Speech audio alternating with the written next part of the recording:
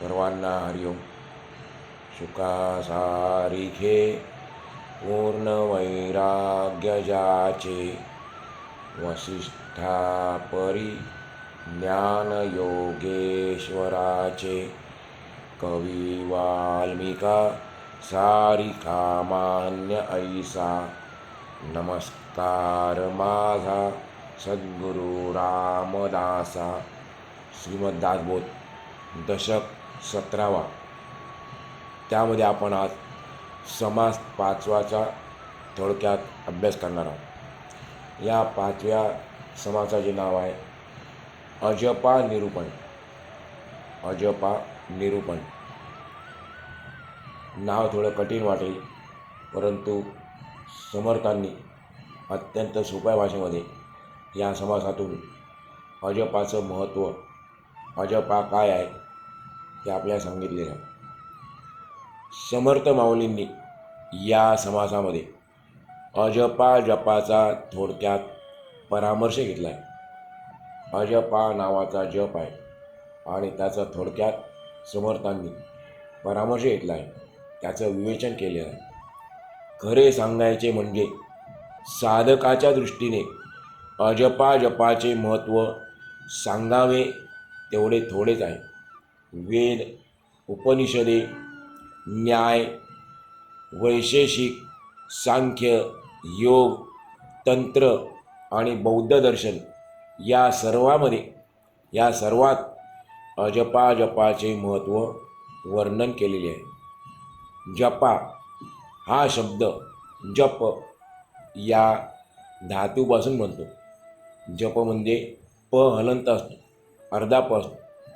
जप धातूपासून बनतो जपा शब्द. मग जपचा अर्थ काय? जप म्हणजे मंत्र वगैरे मनातल्या मनात बोलणे, असा जपचा अर्थ आहे. मंत्र वगैरे मनातल्या मनात बोलणे. आपण स्वतःहून न करता जो जप चालतो, आपण स्वतःहून न करता जो जप चालतो तो अजपा होय. त्याला गायत्री मंत्र म्हणतात. अजपाचं दुसरं नाव आहे गायत्री मंत्र. अजपा नाम गायत्रीम जीवो जपती सर्वदा, असं म्हटलेलं आहे. अजपा नाम गायत्रीम जीवो जपती सर्वदा. गायत्री शब्द स्त्रीलिंगी आहे, म्हणून अजपा असे रूप बनले. आपण प्रयत्न न करता, सायास न करता जो जप आपोआप होतो त्याला अजपा जप असे म्हणतात. हंसहा किंवा हंसो कुठल्या पक्षाचं नाव नाही, त्याचा अर्थ फार गहन आहे. संस्कृत शब्द आहे. हंसहा किंवा हंसो या मंत्राला अजपा हे नाव आहे. विद्यारण्य मुनींच्या सर्वदर्शन संग्रहामधील पातंजल दर्शनावर भाष्य करताना अभ्यंकर शास्त्री लिहितात. संस्कृत वाक्य आहे. अजपा मंत्रेती स्वभावसिद्ध एवायम श्वास प्रश्वास स्वरूपा. अजपा मंत्र स्वभावसिद्धत्वात् न अयम. इतर मंत्र जप्यते तेन अजपा इति उच्यते. तत्र श्वास प्रश्वास यो हंसा इति भावना क्रियते. संस्कृत आहे, त्याचा आपण बघूया अर्थ काय मराठी. याचा सोपा अर्थ असा आहे की बाहेरचा वायू आत घेणे हा श्वास, बाहेरचा वातावरणातला वायू आतमध्ये घेणे हा श्वास, तर आतील वायू बाहेर सोडणे हा प्रश्वास. आपण त्याला उच्छ्वास बोलतो. प्रश्वास म्हणजे उच्छ्वास. आत घेतलेला वायू बाहेर सोडणे हा प्रश्वास. श्वास घेताना सोकार, तर श्वास सोडताना हंकार होतो. सो आणि हम हे शब्द आले तिकडे. श्वास घेताना सोकार आणि श्वास सोडताना हमकार होतो. सोकार शक्तिरूप आहे, तर हंकार शिवरूप आहे. हंसा व सोहम दोन्ही एकच समजावे. हंसा व सोहम दोन्ही एकच समजावे. मरा मरा जेव्हा अजपा झाला तेव्हा तोच आपोआप राम राम झाला. त्याने वाल्याचा वाल्मिकी झाला. तसेच सोहम आणि ओंकार दोन्ही एकच आहेत. सोहम प्रणवरूप आहे. प्रत्येक जीव सर्व देहाला सर्व अवयवांना व्यापून सोहम सोहम करीत हृदयात राहतो. प्रत्येक जीव सर्व देहाला सर्व आपल्या अवयवांना व्यापून सोहम सोहम असे म्हणत हृदयात राहतो. भक्तिमान योग्यानंतर प्रणव जप अतिशय प्रिय असतो. जे भक्तिमान योगी आहेत त्यांना प्रणव नावाचा जप अत्यंत प्रिय असतो. प्रणवामध्ये परमेश्वराची भावना करून रात्रंदिवस योगीजन भक्तिभावाने प्रणवांचा जप करतात. ज्ञानप्रधान वेदांती लोक परमेश्वराशी तदाकार झालेले अहोरात्र सोहमचा जप करतात. स्वर साधना करणारे काही लोक फक्त कुंभक करून योगातला एक प्रकार आहे. फक्त कुंभक करून अजपा जपात अशा रीतीने जपतात की त्यांना त्रिकाल ज्ञान प्राप्त होते. स्वर साधना करणारे काही लोक फक्त कुंभक करून अजपा जपात अशा जपाने त्यांना त्रिकाल ज्ञान प्राप्त होते. अलौकिक सिद्धी प्राप्त होतात आणि शेवटी मोक्षसुद्धा प्राप्त होतो. अजपा जप करणारे अद्वैत वेदांती सगुण ब्रह्माची अभिधाने उपासना करतात. भेद मानत नाहीत. अभिधाने सगुण ब्रह्माची उपासना करतात. अहम ग्रहोपासना असे म्हणतात. या उपासनातील जपाने जीव चटकन स्वरूपमय होऊन जातो, म्हणजे परमेश्वरमय होऊन जातो. निरनिराळ्या सगुण देवतांची उपासना करणारे भक्तिमार्गी संत निरनिराळ्या सगुण देवतांची उपासना करणारे भक्तिमार्गी संत अखंड नामस्मरण करतात. सतत अभ्यासाने त्यांना नामाचा अजपाजप साधतो. पुन्हा एकदा सोपात ऐकू आपण. अजपाजपचा अर्थ काय? कोणतेही कष्ट न घेता, कोणतेही सायास न करता, प्रयत्न न करता जो जप आपोआप चालतो त्याला म्हणतात अजपाजप. तर नामस्मरणाचा सराव झाला, अभ्यास झाला की त्या नामाचा अजपाजप साधतो. सुरुवातीला आपल्या प्रयत्न करायला लागतो, मग प्रयत्न केल्यानंतर मग आपल्याकडून तो आपोआप 24 तास तो जप सुरूच राहतो. त्यांना प्रेमसमाधीचा अनुभव येतो. ज्यांना नामाचा अजपाजप साधला त्यांना प्रेमसमाधीचा अनुभव येतो. पुढे त्यांचे नाम आपोआप 24 तास अखंड चालते. नादश्रवणाचा अभ्यास करणारे साधक आपल्या कानात कापसाचे बोळे घालून आतील अंतरंगातील प्रणवनाद ऐकतात. ते नादश्रवण मंद झाले की स्वरूप प्रचिती मंद झाली असे समजावे. श्री समर्थ या समासातून आपल्याला असे सांगतात की रोज 24 तासात आपले 21,600 श्वास प्रश्वास होतात. हीच आपल्या अजपाजपाची संख्या आहे. रोज आपण नकळतपणे जो जप करतो आहे त्याची संख्या 21,600 आहे. स्वराचे जन्मस्थान आतमध्ये आहे.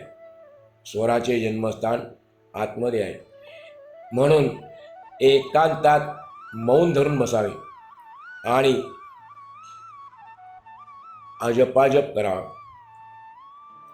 त्यानंतर सोहम भाव असा आपल्याला सूक्ष्म नाद ऐकू येतो. आपण मौन धरून बसल्यानंतर आपल्याला आतमध्ये सोहम असा सूक्ष्म नाद ऐकू येतो. तेथे उच्चार नाही, पण शब्द तर असतोच. आपल्याला उच्चार ऐकायला मिळत नाही, ऐकायला येत नाही, पण तिथे सोहम शब्द असतो. सोहमला ध्वनी नाही, म्हणून तोच सहज शब्द होय. श्वास घेताना सो म्हणजे सहा, अर्थात ते, सहा म्हणजे ते. आणि श्वास सोडताना हम, हम म्हणजे अहम, अर्थात मी. असा सोहम मात्र अजपात चालतो. सहा अहम म्हणजे ते ब्रह्म मी आहे. हा शब्द मागे टाकून सूक्ष्मात जाणारा खरा मौनी होय. सर्व जीवांच्या अंतर्यामी अजपा असते. आपल्यामधील अजपा आपण अगदी सहजपणे बघावी. अंतरात्म्याला सहज पाहावे. कष्टाने दुःखाने त्याला पाहू नये. म्हणजे अंतरात्म्याला पाहण्याकरता कोणत्याही प्रकारचे कष्ट नाही झाले पाहिजे, दुःख नाही झाले पाहिजे. त्याचे दर्शन झाले, अंतरात्म्याचे दर्शन झाले की ध्यान सहज घडते. माणूस अगदी सहजपणे वागला की अंतरात्मा प्रसन्न होतो. समजा एखाद्या माणसाच्या घरात आजूबाजूला धन गुप्तपणे ठेवलेले आहे, गुप्तपणे पुरून ठेवलेले आहे, पण ते माहीत नसल्याने तो दारिद्र्य भोगतो. आणि आपल्या घरात धन आहे ही समजूत पटण्यातच कष्ट पडतात, पण नंतर ते मिळवण्यास कष्ट पडत नाही. त्याचप्रमाणे आपल्या अंतर्यामी अजपा भरलेली आहे. सतत सतत सतत आपला तो जप चालू आहे, सोहम सोहम. पण हे आपल्याला काही केल्या उमजत नाही, लक्षात येत नाही. ती समजून एकदा का पटली, ती समजूत एकदा का पटली की मग अजपा साधणे कठीण नाही. आपण शब्द बोलतो त्याचे मूळ आपल्या अंतर्यामीच असते. यासाठी एकांतात बसून आपण शब्दांचे मूळ शोधावे. आत्ता सांगितल्याप्रमाणे दिवसाच्या 24 तासात मनुष्याचे 21,600 श्वास प्रश्वास होतात, म्हणजे श्वासोश्वास होतात. हा नैसर्गिक क्रम आहे. यालाच अजपाजप म्हणतात. विचार करून पाहिले तर यात काही कठीण नाही. तोंड आणि नाक, तोंड आणि नाक यात प्राण राहतात. प्राण सारखा जातो आणि येतो. याविषयी आपण सूक्ष्म विचार करावा. प्रश्नोपनिषदात, उपनिषदाचे अनेक प्रकार आहेत, त्यापैकी आहे प्रश्नोपनिषद. त्यामध्ये पुढील मंत्र आलेला आहे, मुखनासिकाभ्याम प्राण स्वयं प्रातिष्ठते. म्हणजे मुख आणि नाक यांच्याद्वारा बाहेर पडणारा प्राण डोळे आणि कान यामध्ये प्रतिष्ठित होतो. जोपर्यंत शरीर जिवंत आहे तोपर्यंत प्राणाचे जाणे येणे अखंड चालू राहते. श्वास प्रश्वास इतका सहज आणि नैसर्गिक होतो की त्याच्यामध्ये काही गूढ रहस्य असेल अशी शंकासुद्धा येत नाही. म्हणून माणसाने त्याचा सूक्ष्मदृष्टीने विचार केला पाहिजे. मुळामध्ये स्वर एकच आहेत.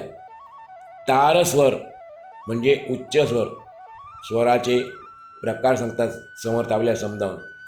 तारस्वर म्हणजे उच्च स्वर, मंद म्हणजे मध्यम स्वर आणि घोर म्हणजे खालचा स्वर, असे स्वराचे विभाग आहेत. घोर किंवा खालच्या स्वरापेक्षा अजपा अधिक सूक्ष्म असते.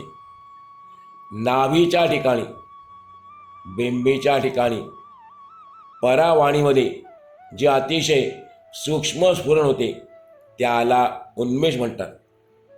वाणीचे देखील आपल्या 4 प्रकार आहेत, परा, पश्यंती, मध्यमा आणि वैखरी. तर समोर सांगतात ती परावाणी कुठे होते निर्माण? नाभीपासून. नाभीच्या ठिकाणी परामध्ये जे अतिशय सूक्ष्म स्फुरण होते त्याला उन्मेष म्हणतात. ते स्फुरण हृदयात आले, नाभीतून व हृदयापर्यंत आले ते स्फुरण की त्याला पश्यंतीमध्ये ते उतरते, त्याला ते पश्यंती म्हणतात. तेथे त्याला ध्वनी म्हणतात. पश्यंतीमध्ये स्फुरण आल्यानंतर त्याला ध्वनी म्हणतात. ध्वनी सूक्ष्म असतो, केवळ अर्थरूप असतो. ध्वनी हा नंतर हृदयातून कंठामध्ये आला म्हणजे तो मध्यमेत शिरतो. तेथे त्याला शब्दाची पूर्व अवस्था प्राप्त होते आणि त्याला नाद म्हणतात. नाद नंतर अखेर मुखामध्ये प्रवेश करतो. जो नाद आहे तो आपल्या मुखात प्रवेश करतो आणि वैखरमधून शब्द बाहेर पडतात. आपण जी बोलतो वाणी, त्या वाणीला वैखरी वाणी म्हणतात आणि त्या वैखरीमधून शब्द बाहेर पडतात. गायनशास्त्रामध्ये सा रे ग म प ध नि सा हे 7 स्वर आहेत, सर्वांना माहीत आहेत. परंतु त्या 7 स्वरांची नावे आहेत. कोणती नावं आहेत? षडज, ऋषभ, गांधार, मध्यम, पंचम, धैवत आणि निषाद ही 7 स्वरांची नावे आहेत. प्रथम सप्तकातील 6 पासून सुरुवात करावी आणि दुसऱ्या सप्तकातील रे पर्यंत स्वरमातृका प्रयत्नाने म्हणून पाहाव्या. स्वरमातृका आपण प्रयत्नाने म्हणून पाहाव्या.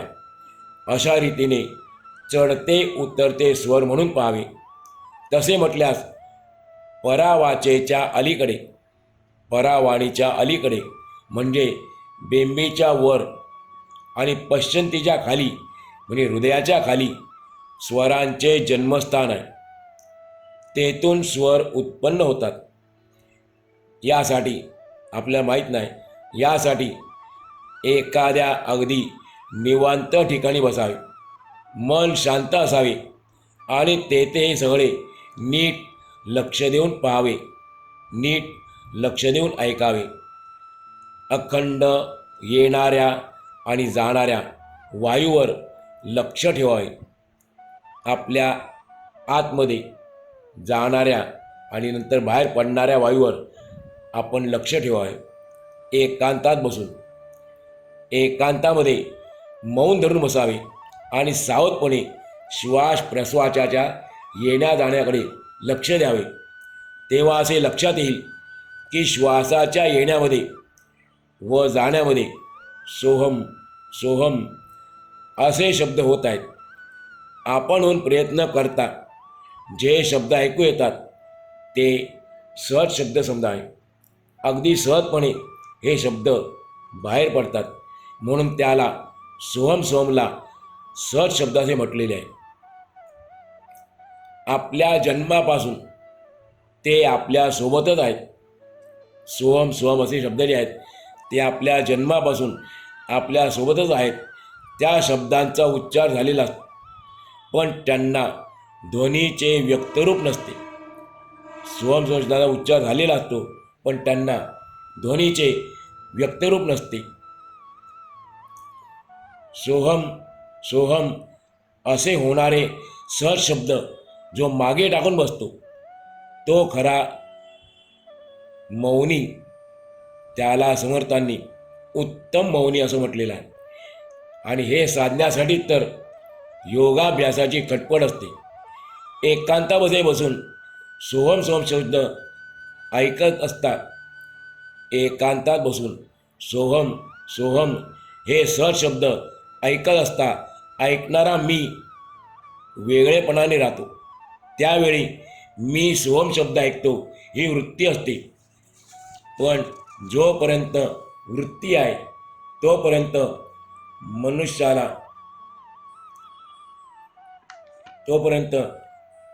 आपल्याला त्याचा आवाज ऐकू येत नाही.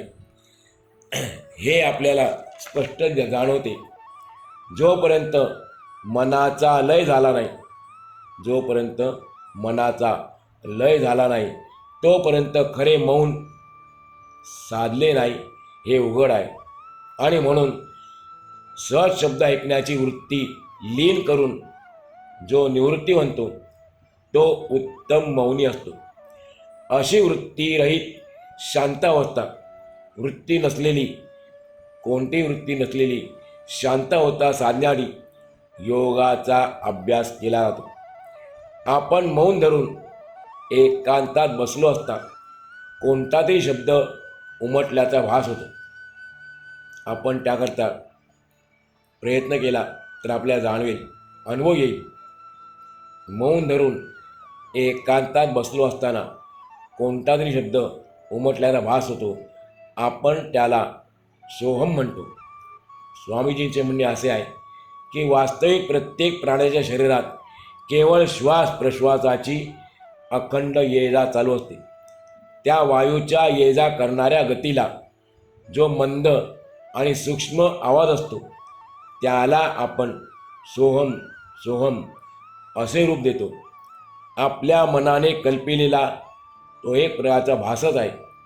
श्वास घेताना सो म्हणजे सहा असा सूक्ष्म आवाज येतो आणि श्वास सोडताना हम म्हणजे अहम मी असा सूक्ष्म आवाज होतो. अशा रीतीने अखंड सोहम सोहम शब्द चालतो. यावर विचार करायला म्हटले तर त्याचा विस्तार फार मोठा आहे. कारण आपण झोपेमध्ये सुद्धा हा जप सुरूच असतो, म्हणून तर त्याला अजपाजप म्हणतात. स्वेदज, उद्भिज, जारज आणि अंडज असे 4 खाणीमधील देह, या 4 खाणी आहेत आणि या 4 खाणीमधील देहधारक प्राणी आहेत. या सर्वांना श्वासोश्वास आहेच. श्वासोच्छ्वासाशिवाय देहधारक प्राणी जगूच शकत नाही. वनस्पतींना सुद्धा प्राणवायूची गरज असते, हे फक्त संतच जाणतात. अशा प्रकारे सर्व सजीव प्राण्यांमध्ये श्वास प्रश्वासाबरोबर अजपा चालूच असते. ही विनासायास होणारी अजपा फक्त जाणत्या पुरुषांनाच आकलन होते. सहज चालणारी ही अजपा सोडून कष्टाच्या साधनांमागे जाऊ नये. देव आपले स्वस्वरूप असल्याने तो आपल्याजवळ सतत अगदी सहज असतोच असतो. कष्टाने आणि सायासाने निर्माण केलेला देव तुटतो, फुटतो आणि नाश पावतो. नाशवान देवावर कोणी विश्वास ठेवत नाही. जगामध्ये अंतर्यामीपणाने राहणाऱ्या अंतरात्म्याचे दर्शन सहज घडते. त्याचे अखंड ध्यान करणे, त्याचे अखंड ध्यान राहणे हे त्याचे दर्शन आहे. अंतरात्म्याच्याच इच्छेने सर्व प्राणीमात्र वागतात. प्रत्येक प्राण्यांच्या अंतर्यामी वास करणाऱ्या अंतरात्म्याचे दर्शन घडण्याआधी सायास प्रयत्न करण्याचे काही एक कारण नाही, असे समर्थांचे स्पष्ट मत आहे. जगामधील दृश्य पदार्थांच्या व्यवहारामध्ये आपण आपल्या देहबुद्धीमुळे किंवा अज्ञानामुळे कार्यकारणभाव शोधत असतो. हा कार्यकारणभाव भ्रामक असून सर्वांचे मूळ कारण केवळ एक अंतरात्माच आहे. याचा प्रत्यय येणे, याचा अनुभव येणे हेच साधकाचे खरे साधन आहे. जगात घडणाऱ्या सर्व घटना अंतरात्मेच्या इच्छेनेच होत असतात, अशी बालंबाल खात्री झाली. आपल्याला एकदा अंतरात्म्याच्या इच्छेने सर्व घटना घडतात अशी बालंबाल खात्री झाली की उपासना फळाला आली असे समजावे. अज्ञानाला मागे सारून ज्ञानामध्ये प्रवेश करण्याचे ते महाद्वार आहे. अंतरात्म्याचे समाधान होईल असे खाणेपिणे प्रत्येक प्राण्याचे घडत असते. त्याचप्रमाणे जे सांडते, लवणते, हरवते ते सुद्धा अंतरात्म्याला समर्पण होते. प्रत्येक प्राण्याच्या पोटात अग्निनारायण वास करतो. त्या जठराग्नीला सर्वजण आहुती देतात. आपण जे भोजन करतो ती म्हणजे त्या जठराग्नीत दिलेला आहुती आहे. अशा रीतीने सर्व प्राणी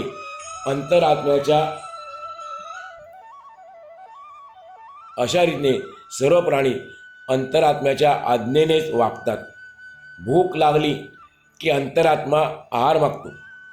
त्याने मागितलेला आहार त्याला देणे म्हणजे त्याची आज्ञा पालन करणेच होय. त्याने मागितलेला आहार त्याला देणे म्हणजे आज्ञा पालन करणेच आहे. अशा या अंतर्यामी असलेल्या अंतरात्म्याचे ध्यान जप सहज चालला पाहिजे. आपले सहज बोलणे ही त्याची स्तुती होणे आवश्यक आहे. जे सहज घडेल प्रयत्नाशिवाय घडेल ते भगवंताला मान्य होते. सहज अवस्था हे परमार्थाचे ध्येय समजावे. सहजपणामध्ये कर्तेपणाचा अभिमान नाही. अमुक व्हावे अमुक होऊ नये असा आग्रह नाही. हे मिळावे ते टाळावे अशी तळमळ नाही. आपण पाण्याला वाट दाखवावी तसे ते बिनतक्रार वाहते. त्याचप्रमाणे जगातील घटनाप्रवाहात आपण आपल्या देहाला सोडून द्यावे. भगवंत जिकडे नेईल तिकडे बिनबोबाट जावे हेच सहज अवस्थेचे रहस्य आहे. कशी परिस्थिती प्राप्त झाली तरी अशा माणसाचे समाधान अभंग राहते.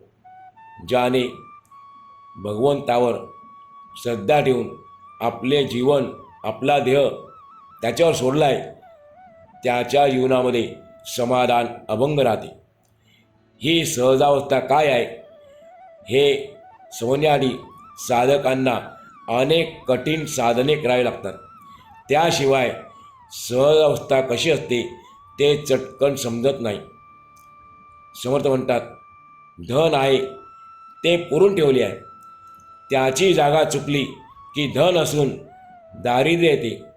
माणूस ज्या ठिकाणी बसतो त्याच्या खाली धन तळाशी असते.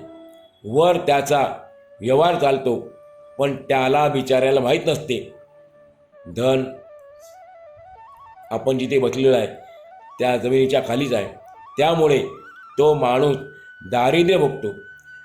आजूबाजूला संपत्ती असल्यानंसुद्धा आजूबाजूला संपत्ती भरलेली असतानासुद्धा तिच्यामध्ये भाग्यहीन माणूस जगतो तेव्हा त्याचे करंटेपण अधिकच दिसून येते. परमानंद स्वरूप परमात्म्याने केवढा मोठा चमत्कार केलेला आहे. अंतरात्मा आत बाहेर सर्वत्र गच्च भरलेला आहे. असे असूनसुद्धा त्याच्या अज्ञानामुळे माणूस जगामध्ये दुःख भोगीत असतो असा सांगण्याचा मुख्य भावार्थ आहे. ज्याप्रमाणे तो खरं तर श्रीमंत माणूस आहे पण त्याला माहीत नाही धन कुठे आहे, तसं आपल्याला अंतरात्म्याची ओळख नाही म्हणून आपण दुःख भोगतो असा या सांगण्याचा मुख्य अर्थ आहे. ज्याप्रमाणे व्यवहारात श्रीमंत माणूस वैभव भोगतो आणि दरिद्री माणूस त्याच्याकडे नुसता बघत राहतो, त्याप्रमाणे परमार्थात जो विवेकशील आहे तो भगवंताचा आनंद भोगतो आणि जो विवेकशील नाही तो त्याच्याकडे नुसता आशाळूपणे पाहत राहतो. ज्याच्या अंतर्यामी नारायण वस्ती करतो, ज्याच्या अंतरंगामध्ये नारायण वस्ती करतो त्याला लक्ष्मीची कमी असणे शक्य नाही. म्हणून लक्ष्मी ज्याच्या अधीन आहे तो नारायण आपण घट्ट धरून ठेवावा.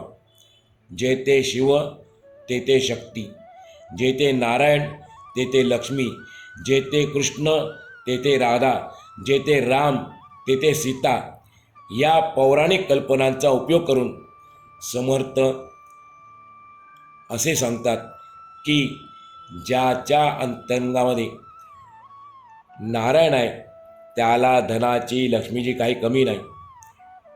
ज्याने अंतरात्मा वश करून घेतला त्याला जीवनामध्ये कधी काहीच उणीव पडत नाही, कशाची त्याला कमी पडत नाही. अशा रीतीने दालबोधाच्या गुरुशिष्यवधातील 17 दशकातील अजपा निर्मळ नावाचा हा 5वा पूर्ण झाला.